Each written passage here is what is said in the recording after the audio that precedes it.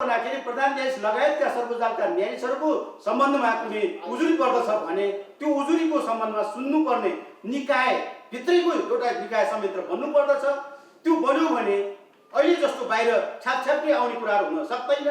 यो चिज त भित्रैबाट समस्या आएका भित्रमा जे समस्या आएका छन् अहिले जुन तपाईले प्रश्न गर्नुभएको छ तिनै प्रश्न पनि त्यहाँ संयन्त्र बनेको भए हामीले रिपोर्ट दिएको श्रावण महिनामा जो दिएको आज कार्तिक 6 गते भइसकेको छ। यो चिजलाई इम्प्लिमेन्ट गरेको भए कसैको उजुरी छ भने आउनु भनेर दिएको भए यो त्यहीबाट भित्रबाट हल हुन सक्थ्यो। त्यो चिज उदासीनता जो देखाउने कामहरू भइरहेको छ यसले चाहिँ के हुन्छ भन्दाखेरि प्रधान न्यायाधीश जो संस्था हो व्यक्ति होइन संस्था हो त्यो संस्था समक्ष भेट्नको लागि भनेका छौँ। जहाँसम्म व्यक्तिको कुरा छ त्यस किसिमको विवादहरू आइसके पछाडि चाहे त्यो संविधान इलाजको विषयमा भागभन्डाको विषयमा होला जे जस्तो होला त्यो चिजको विवादहरू आउँछ भने तत्त बेलामै त्यसको समाधानको लागि इनिसिएट गर्नु पर्दथ्यो। न्यायपालिकाले न्याय प्रशासनको नेतृत्वले त्यो इनिसिएसन गर्नु पर्दथ्यो। त्यो गर्न सक्नु पर्दछ। यदि नसक्ने हो भने त्यस्तो अवस्थामा संविधानले दिएको जिम्मेवारी पुरा गर्न सक्दैन भने त्यो बेलामा उहाँले सोच्नुपर्ने हुन्छ। यो अलग पार्ट हो। हामीले हाम्रो बारको तर्फबाट हामी त्यो पार्टमा बोलिरहेका छैनौँ। अहिले हाम्रो पार्ट के हो भन्दाखेरि न्यायपालिकाभित्र जो तपाईँले भन्नुभएको विसङ्गतिहरू छन् विकृतिहरू छन् बिचौलियाहरू छन् भ्रष्टाचार छन् त्यो चिजलाई रोक्नको लागि हामीले स्टेक होल्डर सबै न्यायपालिकाको स्टेक होल्डर सबैले युनानिमसली दिएको त्यहाँ न्यायपालिकाभित्र मात्र होइन न्यायपालिका स्टेक होल्डर भन्नाले महाधिवक्ता कार्यालय नेपाल बार काउन्सिल नेपाल बार एसोसिएसन न्याय परिषद र अभियोजन कार्यालय सम्मको सबैले चाहिँ यसको लागि सरकारले पनि सुधार्नु पर्ने कुराहरू के छन् हामीले सुझाव दिएका छौँ। त्यो सुझाव काण्डमा जाने हो भने अहिलेको समस्या हल हुन्छ। त्यसको लागि अब सक्दै सकेन भने त त्यो बेलामा जसले सक्छ उसलाई छोड्नुपर्ने हुन्छ दिनुपर्ने हुन्छ। अहिले नेपाल बारले प्रधान न्यायाधीशको बारले मागिसकेका छैन। नेपाल बारले अहिले छलफलको उसमा हामी गइरहेका छौँ। मलाई विश्वास के छ भन्दाखेरि मलाई के विश्वास छ भन्दाखेरि भोलि त्यो भेटिसके पछाडि हाम्रो रिपोर्ट त्यो रिपोर्टको कारणको अगाडि बढ्न जान सक्यौँ भने यो आज मात्र होइन आज चाहिँ एउटा कुरा होला भोलि त्योभन्दा चर्को हुन सक्दछ। आज गजेन्द्र हमालले राजीनामा दिए विवाद उठ्यो कारणबाट अदालतले होइन भन्दै पनि ऊ बाध्यताका कारण दबावको कारणबाट राजीनामा भइसकेका छन्। यो मात्र होइन त्यो त के भन्छ नि पल्किन्छ नि त। त्यो भोलिका दिन पल्कियो भने त न्यायपालिका जनताले सरकारबाट अन्तबाट अन्याय पर्यो भने जाने ठाउँ न्यायपालिका कार्यपालिकाले केही गरेन भने त्यसको लागि वादकको रूपमा उसले चाहिँ न्याय दिने न्यायपालिका स्वयं नै कार्यपालिकामा सम्मिलित हुने अथवा आफूले विसङ्गति विकृति हटाउनेतर्फ नलाग्ने हो भने त न्यायपालिका प्रतिको जुन आस्था हो त्यो जुन आस्थामा त नोक्सान हुन जान्छ त्यसमा समस्या हुन जान्छ। त्यस कारणले गर्दाखेरि हामीलाई के विश्वास छ भन्दाखेरि त्यो रिपोर्ट कार्यान्वयनको क्रममा यी तफसिलका कुराहरू त्यही भित्र नै रहेर समाधान भएर जानेछ। अहिलेसम्मको हाम्रो चाहिँ धारणा त्यो हो। भोलि उहाँसँग छलफल भइसके पछाडि हामी फेरि बारको बैठक बस्छौँ। अहिले जो कुराहरू उठिरहेका छन् आज बिहान मात्रै मैले ऋषि धमलाजीले पूर्व महासचिव रमन श्रेष्ठसँग कुरा गर्नुभएको पनि सुने। रमनजीले पनि निकास उहाँले दिनुपर्दछ भन्ने कुराहरू गर्नुभएको देखियो। महाअभियोगको जो प्रश्न पनि उठेका थिए बिहान उहाँले उठाउनु भएको थियो त्यो चाहिँ त महाअभियोगको प्रश्न बारले गर्ने होइन न्यायपालिकाभित्रबाट होइन त्यो चाहिँ त पार्लियामेन्टले गर्ने हो। पार्लियामेन्ट जनताको प्रतिनिधिहरूले गर्ने हो। जनताको प्रतिनिधिहरूले न्यायपालिका ठिक ठाउँमा राख्नको लागि संविधानको एउटा व्यवस्था छ। संविधानको धारा 54मा यो नीति निर्देशक सिद्धान्त संविधानमा छ। त्यहाँ के त भने न्यायपालिकालाई व्यवस्थित गर्ने त्यहाँको नीतिहरू न्यायपालिकाको न्याय सम्बन्धी नीतिहरू त्यहाँ छन्। त्यो लगायतका विभिन्न नीति उसको चाहिँ कार्यान्वयन भए नभएको प्रतिशील रूपमा कार्यान्वयन भए नभएको हेर्ने संसद सँगै कानुन बमोजिम संसदभित्र एउटा समिति रहने भन्ने व्यवस्था छ धारा 54मा। र त्यो काम पनि अहिले संसदबाट यो कुरा टाइममा जब प्रश्न उठ्छ त्यो बेलामा अनुगमन गरेको भए पनि यो समस्या आउने थिएन। भोइस आइरहेको छ त्यो भोइस अनुसार जानुपर्ने स्थिति हो कि होइन हामी बारले जिम्मेवार ढङ्गबाट हामीले उठाएको कुरा बैठान गर्ने किसिमबाट हामीले गरेको कुरा चाहिँ हामी आफै विक हुने किसिमबाट अगाडि जानु हुँदैन। त्यस कारणले गर्दाखेरि यो सबै परिपक्वता हेरेर हामी अगाडि बढ्छौँ। यही कारणले गर्दाखेरि अहिले राजीनामा माग्ने या नमाग्ने भन्ने विषयतर्फ हामी प्रवेश गरिसक्यौँ। त्यस किसिमको ठिक नभएका र योग्य नभएका अथवा त्यसको लागि न्यायाधीश हुनको लागि अधिकतम गुण भएका हुनुपर्नेमा त्यो नभएपछि त्यसको परिणाम न्याय सम्पादनमा पर्ने स्वाभाविक भयो। यो स्थितिमा हामीले न्याय परिषदमा सुधारको लागि न्यायाधीश नियुक्तिको प्रक्रियाको सम्बन्धमा हामीले सुझाव दिएका थियौँ। यो वैशाख 6 देखि 9 सम्मको बैठकमा बाट हामीले सुधारका कुराहरू दिएका थियौँ भने त्योभन्दा पछि पनि पटक पटक हामीले सुझाव दिएका थियौँ।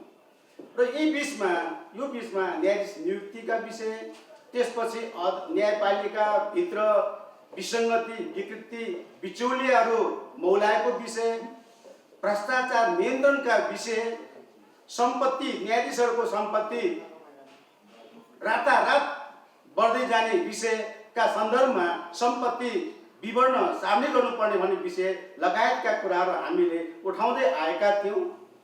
त्यसको र संस्थागत रूपबाट पनि हामी नेपाल बारको तर्फबाट प्रधान न्यायाधीशलाई, न्याय परिषदलाई हामी दिएका थियौँ। र त्योभन्दा पछाडि त्यो बाहेक संस्थागत मात्र नभइकन व्यक्तिगत रूपमा पनि बिचौलिया अमुक व्यक्तिहरूको नाम पत्र पत्रिकामा आउने गरेको अवस्थामा हामीले ती व्यक्तिहरूसँग न्यायपालिकाको सम्बन्ध विच्छेद गराउने उपायहरू, बिचौलियाहरू न्यायपालिकाभित्र प्रवेश नगराउनुको लागि गर्न सकिने भूमिकाहरू निर्वाह गर्नको लागि हामीले संस्थागत व्यक्तिगत रूपमा पनि हामीले राख्दै आएका थियौँ। तपाईँहरूलाई थाहै छ, रञ्जन राज कोइरालाको केसमा जुन फैसला भयो त्यो फैसलाले हाम्रो न्यायपालिका सर्वोच्च अदालतको अगाडि नारा जुलुस आए। अनाम माइती घरमा, चोकमा, मण्डलामा जो जुलुस आए, आन्दोलन भए र त्यो आन्दोलन त्यस किसिमबाट आन्दोलन गर्दाखेरि होइन जनता सडकबाट न्यायपालिकाको काममा त्यस किसिमको अवसर पार्न दिनु हुँदैन। त्यो न्याय सम्पादन न्यायपालिकाकै सिस्टम अन्तर्गत नै हामीले सुधार गर्नुपर्दछ भन्ने कुराहरू बारले हामीले भनेका थियौँ त्यो बेलामा।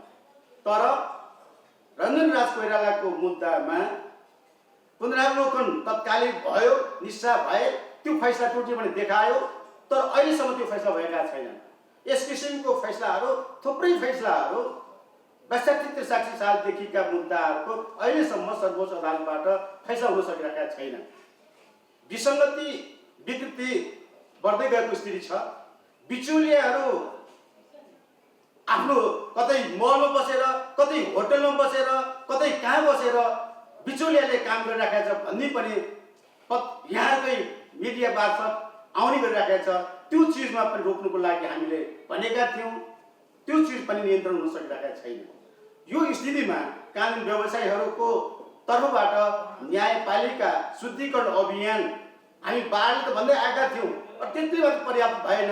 न्यायपालिका शुद्धिकरण अभियान जो पूर्व अध्यक्षहरू, वरिष्ठ अधिवक्ताहरू, पदाधिकारीहरू, कानुन व्यवसायी साथीहरूले न्यायपालिकालाई शुद्धिकरण गर्नु पर्यो भनेर उहाँहरूले आफ्नो बिचमा छलफल चलाए र सुधारका उपायहरू पहिले आए र त्यो चिज नेपाल बारमा दिनुभयो र नेपाल बारले ती कुराहरूलाई मध्यनजर राखेर हामीले गत श्रावण महिनामा हामीले पेश गर्यौँ र त्यसैको परिणाम नै हुनुपर्दछ अथवा अब त सुधार गर्नुपर्छ भन्ने उहाँले न्यायपालिकाले लागेर हुनुपर्दछ, अर्थात् न्यायपालिकाको नेतृत्व प्रधान न्यायाधीशलाई लागेर हुनुपर्दछ। दुईटा कमिटी गर्नु भयो। एउटा न्यायपालिकाभित्रको विसङ्गति, विकृति, बिचौलिया, भ्रष्टाचार रोक्नको लागि उपायहरू के हुन सक्दछ र त्यसको लागि कार्ययोजना पनि चाहियो। यति समयभित्र यसरी जाने भन्ने कार्ययोजना पनि बनाओस् भनेर चाहिँ एउटा कमिटी गठन भए, जसमा सर्वोच्च अदालतका माननीय न्यायाधीशहरू द्वय हरिकृष्ण कार्की प्रकाश राउत, महान्यायाधिवक्ता कार्यालयको न्याय महान्यायाधिवक्ता, नेपाल बार एसोसिएसनको अध्यक्ष र महासचिव सर्वोच्च अदालत बार एसोसिएसनको अध्यक्ष र सचिव अनि न्याय परिषदकै सदस्य र अदालतका प्रशासकीय कर्मचारी समेत भएको त्यस किसिमको एउटा ठुलो एउटा कमिटी गठन भयो। त्यो कमिटीले लामो समय लिएर सबै देशभरिका साथीहरूको, जनताको, सेवाग्राहीहरूको, कानुन व्यवसायीहरूको, न्यायपालिकाका न्यायकर्मीहरूको, कर्मचारीहरूको, पत्रकार बन्धुहरूको, सम्पूर्णको न्याय समाजको सबै सुझाव लिएर जो प्रतिवेदन हामीले दिएका थियौँ श्रावणको 14 गते जस्तो लाग्छ र हामीले दियौँ। यो सुधारको लागि न्यायपालिकाको नेतृत्वले यो सुधारको लागि चाहिँ सक्रियतापूर्वक अगाडि बढ्ने हो भने 80% सुधार हुन सक्दछ, तत्कालीन हुन सक्दछ भन्ने कुरा पनि सुझाव आएका थिए र त्यसमा हामीले सुझाव दिएका थियौँ। त्यस सुझावमा हामी के भन्यौँ भन्दाखेरि बिचु यो विसङ्गतिमा मुख्यतः भन्ने हो भने पेशी व्यवस्थापनमा प्रधान न्यायाधीश अथवा न्यायपालिकाको नेतृत्वले सर्वोच्च अदालतमा, उच्च अदालतमा मुख्य न्यायाधीशले, जिल्ला अदालतमा मुख्य व्यक्ति त्यहाँ एकचोटि तोकेपछि सबै ती न्यायाधीशहरूले हेर्ने प्रथाले गर्दाखेरि विसङ्गतिहरू आयो भने व्यापक सुझावहरू, गुनासोहरू आएको हुनाले हामीले अटोमेटिक कजलेस, यो अटोमेटिक कजलेस अहिले मात्र होइन, यो दामोदर प्रसाद शर्माको पालादेखि नै यो समस्या आएको थियो। उहाँले त इस्तानबुल सम्मेलनमा भाग लिएर त्यो अटोमेटेड कजलेस सिस्टम पनि जान सकिन्छ भने उहाँले त्यो ठाउँमा पनि भाग लिएर त्यही ठाउँबाट डिक्लेरेसन भएको जुन कुरा छ त्यसको आधारमा रामकुमार शाहको पालामा अटोमेटेड कजलेस सिस्टम चाहिँ को लागि चाहिँ एउटा कमिटी गठन भएको थियो। माननीय न्यायाधीश अनिल कुमार सिन्हा उहाँको कमिटीले पनि यो अटोमेटिक सिस्टममा जानु पर्दछ भन्ने सुझाव दिएका थिए, तर रामकुमार शाहले पनि लागू गर्नु भएन। उहाँ जाने बेलामा त्यो प्रतिवेदन चाहिँ भएको आफूले चाहिँ गर्नुभयो र यस किसिमबाट अटोमेटिक कजलेस सिस्टम भएमा यो विसङ्गति, विकृति, बिचौलियाहरूलाई रोक्नको लागि ठुलो मद्दत पुग्न सक्दछ भन्ने हाम्रो चाहिँ मुख्य एउटा थियो र त्यो सम्बन्धमा यदि अटोमेटिक कजलेस सिस्टमको लागि चाहिँ टाइम लाग्ने मक्सिर 1 गतेदेखि लागू गर्नुपर्ने भनेर हामी दियौँ। यसको लागि टेक्निकल कुराहरू पनि डेभलप भइसकेका थियो। अर्को कमिटी थियो दीपक कुमार कार्कीको संयोजकत्वमा अटोमेटेड कजलेस सिस्टम चाहिँ ल्याउनुको लागि के गर्न सकिन्छ भन्ने कुराको कमिटी गठन भएको थियो। त्यो कमिटीले प्राविधिक रिपोर्ट पनि तयार गरिसकेका थिए। यही बिचमा त्यो कमिटीले प्राविधिक उहाँहरूको आफ्नो आन्तरिक कारण होला काम गरेन, हुन सकेन, जसमा नेपाल बार, सर्वोच्च बारका अध्यक्षहरू पनि थिए, अघि भने जस्तै त्यो स्टेक होल्डरहरू पनि थिए। त्यो कमिटीबाट चाहिँ काम नभइरहेको स्थितिमा अहिले हरिकृष्ण कार्कीको संयुक्तमा कमिटी काम गरिरहेको छ। यो कार्तिक मसान्तभित्र अटोमेटेड कजलेस सिस्टम लागू गर्नको लागि रिपोर्ट दिने अहिलेसम्मको टाइम रहेको छ। यो स्थितिमा त्यो अटोमेटेड कजलेस सिस्टम नआउन्जेलसम्मको लागि गोलाप्रथा राफुल प्रणालीमा जान सकिने भन्ने जो हामी सुझाव दिएका थियौँ, उहाँले त्यो चिजलाई तत्कालीन लागू गर्नको लागि 16 गते 17 गते नै जिल्ला अदालत र उच्च अदालतहरूमा सर्वोच्च अदालतले सर्कुलेसन गर्यो कि मक्सिर 1 देखि लागू गर्नको लागि तयारी गर है, पूर्व तयारीको लागि होमवर्क गर भने चाहिँ सर्कुलर भयो र त्यसपछि सर्वोच्च अदालतको हकमा भाद्र 16 गतेदेखि लागू गर्ने भनेर सम्माननीय प्रधान न्यायाधीशज्यूले बार काउन्सिल दिवसको दिनमा सार्वजनिक गर्नुभयो। तर त्यो काम चाहिँ लागू भाद्र 28 गतेसम्म पनि लागू भएन। नभइसके पछाडि भाद्र 28 गते बेन्च बार समन्वय समिति, जसमा सर्वोच्च अदालतका प्रधान न्यायाधीश लगायतका वरिष्ठतम न्यायाधीशहरू 3 जना, 4 जना न्यायाधीशहरू, नेपाल बारको अध्यक्ष, सर्वोच्च बारको अध्यक्ष, महान्यायाधिवक्ता र मुख्य रजिस्ट्रार समेत भएको चाहिँ हाम्रो 10 सदस्यीय जुन कमिटी थियो, त्यो कमिटीबाट छलफल हुँदाखेरि कसरी 2टा इस्यु थियो। त्यहाँ एउटा संवैधानिक नियुक्तिको सम्बन्धमा अध्यादेश र अध्यादेशको आधारमा संवैधानिक परिषदबाट सिफारिसको आधारमा नियुक्ति भएका 52 जनाको केसहरूको सम्बन्धमा जो संवैधानिक इजलास बसेका थिए, त्यसमा प्रधान न्यायाधीशज्यूको त्यो संवैधानिक परिषदको सदस्य उहाँ स्वयं भएको हुनाले उहाँको स्वार्थ समेत गाँसिने, त्यसकारण उहाँबाट नहोस् भन्ने कुराहरू उठे र त्यो उठ्दाखेरि अवस्थामा त्यो दिनमा सम्माननीय प्रधान न्यायाधीशज्यूले बेन्चमा भन्नुभएको थियो। म त त्यो ठाउँ पुगेको थिइनँ, तर के भन्नुभएको थियो भने यो मुद्दामा म रहितको इजलास पेश गर्ने, म बस्दिनँ भन्ने किसिमको भन्नुभएको भन्ने कुरा हामीले पाएका थियौँ। तर त्यो विषय त्यसरी नहुँदै त्यसको चाहिँ सम्बन्धमा अर्को बेन्च गठनको लागि प्रक्रिया हुँदैको अवस्थामा अर्को एउटा रिट आए, जसमा एउटा एकल इजलासले संवैधानिक इजलासमा विचाराधीन रहेको मुद्दाहरू तत्काललाई चाहिँ रोक्ने, सुनवाई रोक्ने कामहरू अन्तिम आदेश भए र यस किसिमबाट यो समस्या आइलागेको चाहिँ 10 महिना अगाडिदेखि रोकिराखेको पुस 1 गते दर्ता भएको रिटहरू चाहिँ अहिलेसम्म सेटल नहुँदाखेरि अवस्थामा सबै संवैधानिक निकायहरूमा रहेका नियुक्तिहरू त्यो गलत ढङ्गबाट यदि भएको ठहर भयो भने त्यसबाट रिजल्ट आउँदाखेरि अवस्थामा लोकतन्त्रमाथि नै समस्या आउन सक्ने त्यो स्थिति भएको हुनाले हामीले बार बेन्च समन्वय समितिको बिचमा हामी के राख्यौँ भन्दाखेरि यो सेटल गर्ने विषय सिंगल बेन्चबाट, जुन बेन्चबाट होइन, संवैधानिक व्याख्या सम्बन्धी प्रश्न रहेको हुनाले धारा 137 अनुसार सम्माननीय प्रधान न्यायाधीशज्यूले संवैधानिक इजलासमै बाटै यो सेटल गर्यो भने यसको चाँडै निराकरण हुन्छ, यसको लागि लम्ब्याउनु दिनु हुँदैन भन्ने कुरा भएपछि सहमति भएको थियो। एउटा संवैधानिक इजलासबाटै त्यो मुद्दा हेरिङ हुने भन्ने कुरा थियो। दोस्रो कुरो, यो अटोमेसन लागू नहुन्जेलसम्मको लागि, तयार नहुन्जेलसम्मको लागि गोला प्रथा यो राफेल प्रणाली चाहिँ लिएर आउनुको लागि, त्यो गर्नको लागि भाद्र 16 गते नसक्ने भएपछि हामी बाले भन्यौँ असोज 1 गतेकै लागू हुनुपर्दछ भन्यौँ, तर तयार हुनु बाँकी, नियम सम्झौता गर्नु बाँकी इत्यादि भएको हुनाले असोज मसान्तसम्ममा तयार गरेर लागू गर्ने भन्ने कुराहरू भएका थिए, तर त्यो चिज लागू भएन। र त्यस पछाडिका दिनहरूमा हामीले के सुन्यौँ भन्दाखेरि एनजिए राष्ट्रिय न्यायिक प्रतिष्ठानमा मुख्य न्यायाधीश र मुख्य न्यायाधीश भई काम गर्ने न्यायाधीशहरूको बीचमा अन्तर्क्रियात्मक कार्यक्रममा सम्माननीय प्रधान न्यायाधीशज्यूले अब यो रिपोर्ट कार्यान्वयनमा जान सकिँदैन भन्ने कुरा भन्नुभयो, अभिव्यक्ति दिनुभयो भन्ने कुरा हामीले सुन्यौँ, थाहा पायौँ। त्यसपछि यो त अति नै भयो भन्ने कुराहरू हामीलाई लागिरहेका थियो र यो विषयमा हामी छलफल गर्नको लागि बारमा हामी छलफल गर्न हामी उगिरहेका थियौँ। र यही बिचमा अर्को एउटा समस्या के आइलाग्यो भन्दाखेरि प्रधान न्यायाधीशज्यूले, न्यायपालिकाको प्रमुखले कार्यपालिकामा पनि मन्त्री 2 जनाको भाग मागेको भनेर तपाईँकै अनलाइन मिडिया र कान्तिपुर मिडिया समेतले चाहिँ प्रकाशित गरेपछि त्यहाँ अझ सुनियो बिचौलिया भनिएका व्यक्ति पनि त्यहाँ परेको छ अरे भन्ने कुरा सुनिसके पछाडि हामी के भन्यौँ भन्दाखेरि न्यायपालिका कार्यपालिकामा भाग लिने कुरा त कुनै पनि हालतमा हुन सक्दैन। त्यसले गर्दाखेरि कार्यपालिकाको प्रभाव न्यायपालिकामा पर्न जान्छ।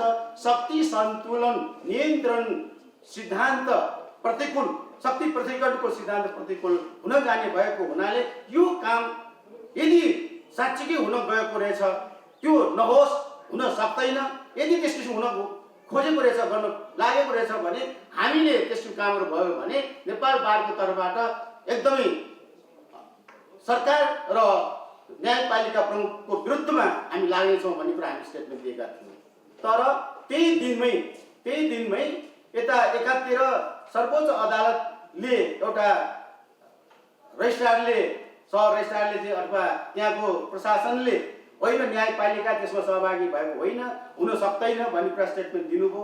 तर बेलुका मन्त्री नियुक्ति हुँदाखेरि गजेन्द्र हमालको नियुक्ति भयो, जसको सम्बन्धमा सार्वजनिक तौरबाट विरोधहरू भए र त्यो विरोध भइसकेपछि उहाँ गजेन्द्र हमालले राजीनामा दिनुभएको तपाईँलाई थाहै नै छ। यो स्थितिले गर्दाखेरि नागरिक समाजमा हामी न्यायपालिकाभित्रको सुधारका कुराहरू छँदैछ, तर यो चिजले गर्दाखेरि अवस्थामा अहिले बजारमा यो समस्याहरू चाहिँ न्यायपालिकाप्रति एक प्रकारको वितृष्णा जाग्ने कामहरू जो भइरहेका छ, त्यो विषयमा सुधारको लागि हामीले के भन्यौँ भन्दाखेरि हिजो हामी नेपाल बार एसोसिएसनको मिटिङ बसेका थियौँ। नेपाल बार एसोसिएसनको मिटिङले के भन्यो भन्दाखेरि होइन, यो चाहिँ विसङ्गति, विकृति, बिचौलिया भ्रष्टाचार रोक्नको लागि जे सुधारका उपायहरू दिएका छौँ कार्यतालिकामा दिएका छौँ त्यो चिज इमिडिएटली लागू गर्ने हो, त्यो तत्काल लागू हुन सक्ने हो भने यी समस्याहरू हल भएर हुन जान सक्दछ। त्यो शक्ति प्रतिकरणको सिद्धान्त प्रतिकूल त कुनै पनि हालमा गर्न हुँदैन, त्यो आफ्नो ठाउँमा छ, त्यो विषयमा हामी प्रवेश गरेनौँ। तर सुधारका लागि यो कमसेकम यहाँ सुधार भएर गएको अवस्थामा यो अहिले चाहिँ हामी माथि न्यायपालिका माथि आएको जो हिलो कुरा छ त्यो हिलो चाहिँ मिचिन सक्दछ भन्ने कुरा हामीलाई लाग्यो। त्यही आधारमा हामीले कार्तिक 15 गते भित्र यो प्रतिवेदन लागू गर्दै जाने, खास गरिकन अटोमेटिक कजलेस र राफल प्रणाली लगायतका विषयहरूमा जे सुझाव दिएका छौँ त्यो लागू हुनुपर्छ, त्यो कमिटमेन्ट आउनु पर्दछ। होइन भने न्यायपालिकाको नेतृत्वमाथि हामी विश्वास गर्ने ठाउँ रहँदैन भनेर हामीले सुझाव विज्ञप्ति निकालेका छौँ। तपाईँहरूको हातमा, तपाईँहरूको मिडिया मार्फत पनि यो आइसकेकै छ। भोलि हामी सम्माननीय प्रधान न्यायाधीशसँग भेट्दैछौँ। यी विभिन्न अहिले चलिएका कुराहरूको सन्दर्भमा कसरी हल गर्ने भन्ने विषयमा हामी कुरा गर्न जाँदैछौँ र त्यसपछि हामी नेपाल बारको लगत्तै हामी चाहिँ छिट्टै नै हामी नेपाल बारको पुनः हामी बैठक बसेर यसको आफ्नो अर्को अझ विस्तृत रूपमा धारणा दिनको लागि हामी बैठक बस्ने भने तय गर्छ। हामी हिजो बेलुका निस्किएको यहाँहरूको बिचमा मैले राख्न चाहेँ। संविधानले व्यवस्था गरे अनुसार न्याय प्रशासनको मुख्य उत्तरदायी चाहिँ प्रधान न्यायाधीश रहेको छ। अहिलेसम्म प्रधान न्यायाधीश चोलेन्द्र शमशेर जबरा हुनुहुन्छ। हामीले व्यक्तिसँग भन्दा संस्थासँग हामी भेट्न गइरहेका छौँ।